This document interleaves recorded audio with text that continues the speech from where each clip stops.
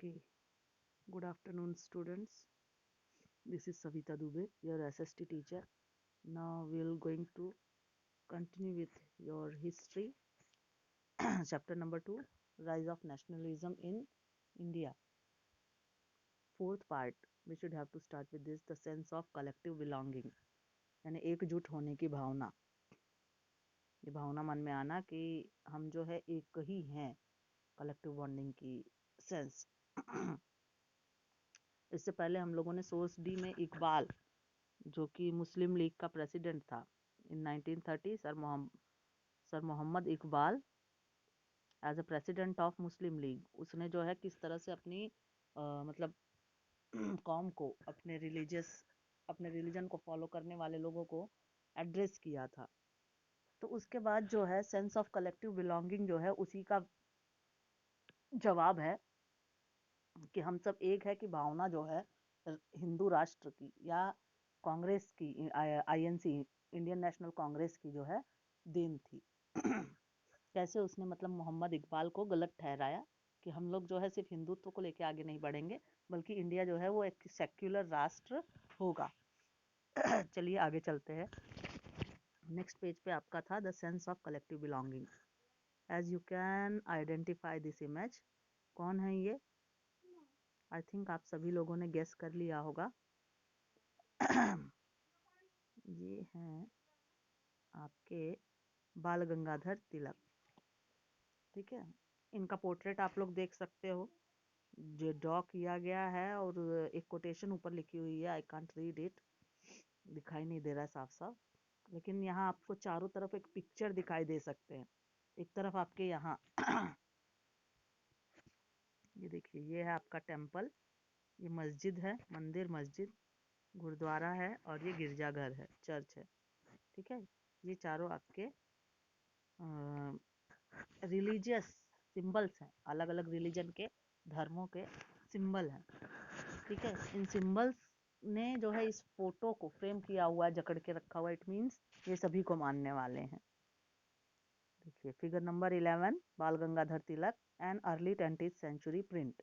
20th century यानी 1901 से 2000 तक का समय जो है. तो उसमें अर्ली 20th सेंचुरी यानी, क्योंकि सेकेंड हाफ में तो हम लोग इंडिपेंडेंट हो चुके थे, इंडिया आज़ाद हो चुका था. तो उस समय की ये तस्वीर है. Notice how Tilak is surrounded by symbols of unity, the sacred institutions of different faiths. अलग अलग धर्मों के लोगों का जो sacred place है, पवित्र संस्थान है, जैसे मंदिर मस्जिद या गिरजाघर. फ्रेम द सेंट्रल फिगर, उन्होंने बीच की जो इमेज है उसको फ्रेम करके रखा है, को बांध के रखा है. ओके, अभी हम लोग जो है चैप्टर के साथ आगे बढ़ते हैं. Nationalism spreads when people begin to believe that they are all part of same nation. राष्ट्रवाद की भावना कहाँ से शुरू होती है? जब लोगों को ये विश्वास होने लगे कि हम जो है एक राष्ट्र से बंधे हुए हैं. हम अपने आप को अलग अलग धर्म, जाति या समूह से ना देखते हुए, बल्कि ये जाने कि हम भारत से बिलोंग करते हैं. ठीक है, एक पहचान देना. When they discover some unity that binds them together, जब एक ऐसे बंधन की तलाश हम करें, एक ऐसा बंधन जो हमें एक में बांधता हो, तो हमें एक में बांधने वाला, पूरे राष्ट्र को एक में बांधने वाला बंधन हमारा जाति या धर्म नहीं हो सकता. एक में बांधने वाला बंधन एक होने की भावना है. हमारे भारत देश का नाम है, या किसी भी नेशन का नाम है, जो हमको एक बंधन देता है. एक बंधन यानी उस भारत में या उस नेशन में रहने वाले सारे लोग जो है उस नेशन से बिलोंग करते हैं. और यही जो फीलिंग है या सेंस है कि वी आर द सिटीजन और we are the people of this so called nation, whatever nation it could be. तो वहां आगे चल के इस भावना को, इस फीलिंग को, इस सेंस को ही नेशनलिज्म या हिंदी में राष्ट्रवाद कहा जाता है. ठीक है, but how did the nation become a reality in minds of people? एक राष्ट्र जो है, राष्ट्र यानी कैसे लोगों को समझ में आएगा राष्ट्र यानी क्या है? राष्ट्र का मतलब क्या है? राष्ट्र कौन है? ठीक है, how did people belonging to different communities, regions and language groups develop a sense of collective belonging? ये पॉसिबल कैसे होगा कि अलग अलग जाति के, अलग अलग धर्म के, अलग अलग स्टेट के लोग अपने आप को एक मान सकें कि हम सब एक राष्ट्र से बिलोंग करते हैं या हम सब एक हैं? This sense of collective belonging come partially through the experience of United struggle. पहली बात तो जब यूनाइटेड स्ट्रगल्स हुए, नेशन वाइड स्ट्रगल हुआ, चाहे वो डिसोबीडियंस मूवमेंट रहा हो, सॉल्ट मार्च रहा हो, या जो भी अलग अलग मूवमेंट गांधी जी के या इंडियन नेशनल कांग्रेस के द्वारा कराए गए, तो उनमें तो part part sense of belonging जो है आ ही गया था। कुछ हद तक कई सारे लोगों के मन में ये भावना जागृत हो चुकी थी कि हम लोग जो है एक ही राष्ट्र से बिलोंग करते हैं, राष्ट्रवाद ही हमारा धर्म है। यूनाइटेड स्ट्रगल से, but there were also a variety of cultural processes through which nationalism captured people's imagination. लेकिन कुछ ऐसे सांस्कृतिक प्रक्रियाएं भी थी जिसके द्वारा हमारे मतलब भारत के लोगों ने, जो हमारे लीडर्स थे, उन लोगों ने लोगों की कल्पना शक्ति को भी कैप्चर कर लिया। ठीक है, cultural processes through which nationalism captured people's imagination also, लोगों की सोच को भी कैप्चर कर लिया। कि सोचते भी अगर लोग हैं, करना ही नहीं है, सोचना भी यही है कि हम एक राष्ट्र हैं, हम अलग अलग लोग नहीं हैं, हम एक राष्ट्र हैं। But there was also a variety of cultural processes through which nationalism captured people's imagination, history and fiction, folklore and song, इतिहास, चाहे हमारा इतिहास रहा हो, इतिहास में अगर कुछ भी गलत हुआ तो उसका खामियाजा पूरे देश को भुगतना पड़ा, कुछ भी अच्छा हुआ तो उसका लाभ पूरे देश को मिला है। तो ये हुआ इतिहास as a factor. Fiction, fiction यानी फिजिशियस जो स्टोरीज थी, चाहे वो रामचंद्र की स्टोरी रही हो, या जैसे आप देखते हो रामचंद्र के मंदिर जो है आपको उत्तर भारत से दक्षिण भारत तक आपको दिखाई देते हैं। रामेश्वरम है, हरिद्वार है, राम का अयोध्या है। कहने का मतलब ये है कि पूरे देश में राम जी को जरूर पूजा जाता है, चाहे अलग नामों से या अलग अलग स्टोरीज के द्वारा। ठीक है, कहने का मतलब ये सब फिक्शन रहा। फोकलोर, लोक कथाएं, लोक कथाओं में भी जो नैतिकता है, सॉन्ग है सबके, popular prints and symbols, all played a part in the making of nationalism. इन सभी चीज़ों ने जो है नेशनलिज्म या राष्ट्रवाद की भावना में अपनी अहम भूमिका निभाई है। Okay, next page, the identity of. एक बार इसको हम जो है ग्लांस में पूरा पेज देखते हैं। देखिए, ये भारत माता की आपकी पुरानी तस्वीर है, 1905 में बनाई गई थी। ठीक है, जवाहरलाल नेहरू, इनको तो सभी पहचानते ही हैं। चलिए नेक्स्ट चलते हैं। The identity of the nation, as you know, राष्ट्र की जो पहचान है आपने पहले चैप्टर में भी देखा है। पहला चैप्टर यानी आपको कुछ याद आ रहा है? Revolution, revolution in Europe, unification of Germany, Italy, United kingdom, great Britain, ये सारी चीज़ें। तो उसमें सबसे पहला आपका जो पेज था उस पर आपने देखा होगा कि जर्मनी ने कैसे यूनिफिकेशन को या अपने राष्ट्र को सिंबलाइज किया था। ठीक है, मेमोरेंडम था, एक हाथ में एनलाइटमेंट की टॉर्च थी, लोगों ने फॉलो किया हुआ था अलग अलग फ्लैग्स को लेकर। वहाँ ऊपर से स्पिरिट्स जो हैं, आत्माएं, वो सबको आशीर्वाद दे रही थी। तो वो था एक पिक्चर, सिंबलाइजेशन ऑफ नेशनलिज्म। ठीक है, उसको यूरोपियन कंट्रीज ने जो है सिंबलाइज किया था अपने इंडिपेंडेंस को। तो बस वही है, identity of nation, as you know, see chapter 1, is most often symbolized in a figure or image। अक्सर जो है आइडेंटिटी जो होती है, नेशन की जो पहचान होती है, उसको हम इमेजेस में ही दिखाते हैं। आज भी जब हम भारत माता, कौन है भारत माता, कौन है भारत माता, तो नक्शे पे एक लेडी जो शक्ति की पहचान है, उसके तौर पे जो है एक लेडी फिगर में हम जो है भारत माता को पहचानते हैं। तो वही है symbolisation. This helps create an image with which people can identify the nation। ये जो सिंबलाइजेशन होता है, ये जो चिन्हीकरण होता है, इसकी वजह से क्या होता है, लोगों को आसानी होती है, मदद मिलती है। ठीक है, क्रिएट एन इमेज, तो एक इमेज यानी एक प्रतिरूप, कल्पना शक्ति के द्वारा एक प्रतिरूप स्थापित करने में मदद मिलती है इस सिंबलाइजेशन की वजह से, जिसके द्वारा हम अपने राष्ट्र को एक इमेज के रूप में पहचानते हैं। It was in the 20th century, 20वीं शताब्दी की शुरुआत में ही, with the growth of nationalism, राष्ट्रवाद के ग्रोथ के साथ साथ, उदय के साथ साथ, that the identity of India came to be visually associated with the image of Bharat Mata. Bharat की जो पहचान है वो विजुअली यानी देखने में आई एक लेडी फिगर के द्वारा, जिसको हमने भारत माता कहा। The image was first created by Bankim Chandra Chattopadhyay. सबसे पहले भारत माता, देखिए ये आपका जीके का क्वेश्चन हुआ, इसको अंडरलाइन कीजिएगा, ठीक है। The image was first created by Bankim Chandra Chattopadhyay in the 1870s। He wrote Vande Mataram as a hymn to the Motherland.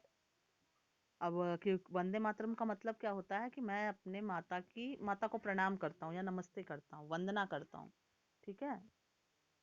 तो उन्होंने देश को माता कह के कहा, बुलाया, माता कह के बुलाया ने लेडी फिगर दी उसको, हाइम किया उन्होंने मदरलैंड को अपनी।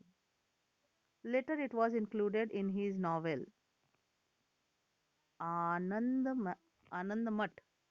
उनकी जो नॉवेल थी आनंद मठ, उसमें भी इन्होंने इंक्लूड किया। एंड वाइडली संग ड्यूरिंग द स्वदेशी मूवमेंट इन बंगाल। और इसको वंदे मातरम को जो है बार बार गाया भी इन्होंने स्वदेशी मूवमेंट में, स्वदेशी आंदोलन में। मूव्ड बाय द स्वदेशी movement,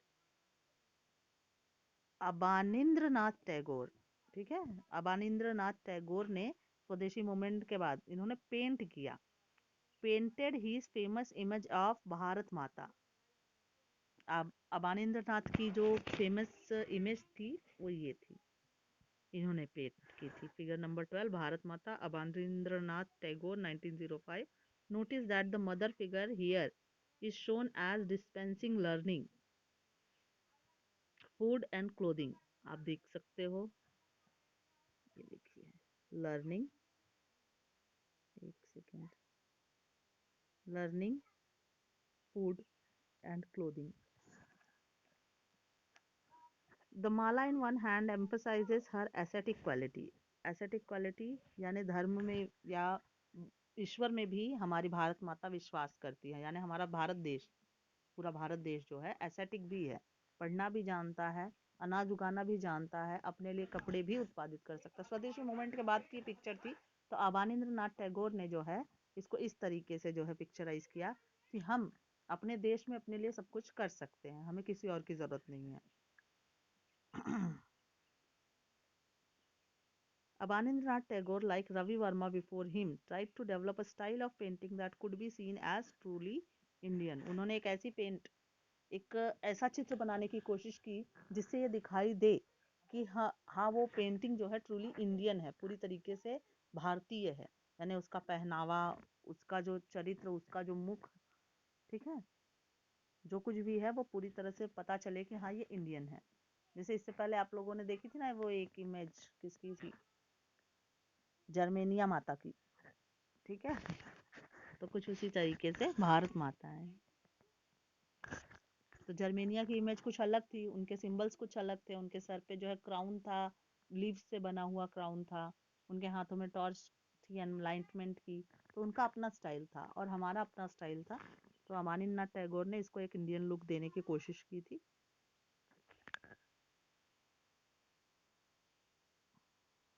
next, in this painting Bharat Mata is portrayed as an ascetic फिगर। एक साध्वी के रूप में जो है इनको भारत माता को दिखाया गया था। शी इज काम, शांत, कंपोज्ड, मिश्रित, डिवाइन, दैवीय शक्तियों से परिपूर्ण, एंड स्पिरिचुअल, एक आत्मा के रूप में। Different forms as it circulated in popular prints, oh sorry, in subsequent years, आगे आने वाले सालों में, द इमेज ऑफ भारत माता acquired many different forms. Bharat माता की ये जो चित्र है या पेंटिंग है, ये बदलती गई अलग अलग तरीके से।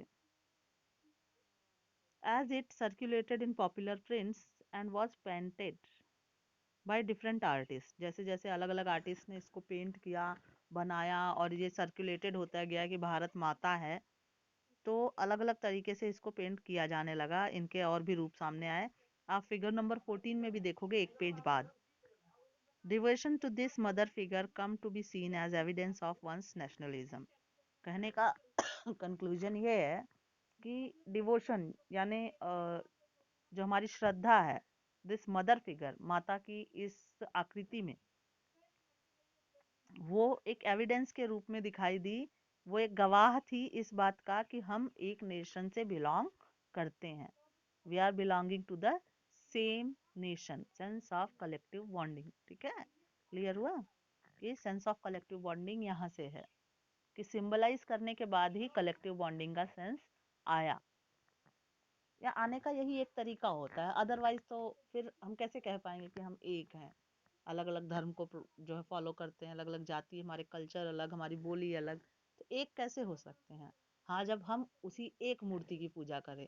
और नेशन जो होता है उसको हमेशा एक बार सिंबलाइज करना पड़ता है। जैसे ही इनको हम किसी देवता के रूप में नहीं देखते हैं, देवता के रूप में हम लोग नहीं देख पाएंगे, लेकिन नेशन को एक आकृति देके, एक फिगर देके उसको पूजा जाए तो वो भी हमारे लिए देवता बराबर हो जाएंगे। ठीक है, तो यहाँ एक करने के लिए एक फिगर बनाई गई कि अगर हम नेशन की पूजा करते हैं तो हमको भारत माता की पूजा करनी है।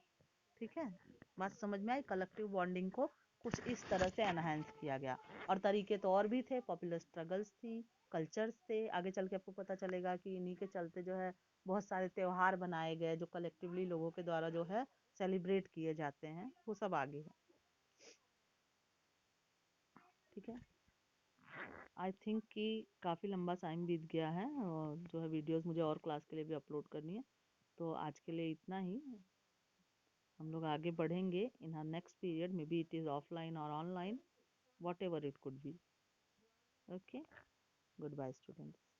और आपके लिए जो है एक होमवर्क होना है, तो please kindly read and revise this chapter आगे चलने पे, ताकि ऐसा ना हो कि कुछ भूल जाए। हाँ, फिगर नंबर 1 जो है सबसे पहले पेज, चैप्टर नंबर 1 का फिगर नंबर 1 जो है उसको एक बार जरूर जो है रिवाइज कीजिएगा। और नेक्स्ट फिगर देखिए भारत माता की, ये रही, जहाँ एक शक्ति का प्रतीक बनाया गया है, जो पावर का प्रतीक है। हाथी है, एक एलिफेंट और एक शेर, तो भारत माता इनसे सराउंडेड है। ठीक है, इस तरह से अलग अलग बनता चला आया भारत माता का स्वरूप। ठीक है, now till then, goodbye students, have a nice day.